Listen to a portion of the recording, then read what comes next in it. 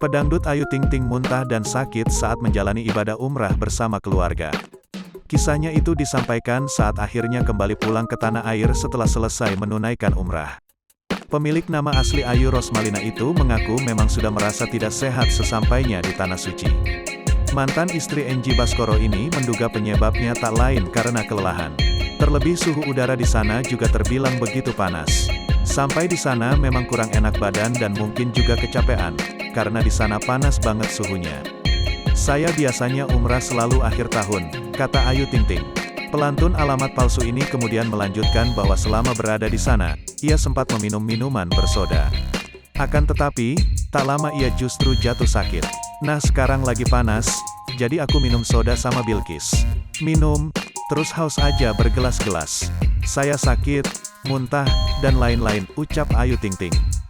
Lebih lanjut, Ayu mengungkapkan selama sakit ia hanya memulihkan tubuhnya dengan beristirahat. Sebagai informasi, Ayu Ting Ting menjalani ibadah umrah bersama keluarga besarnya yakni Umi Kalsum, Ayah Rozak, Bilkis hingga adiknya.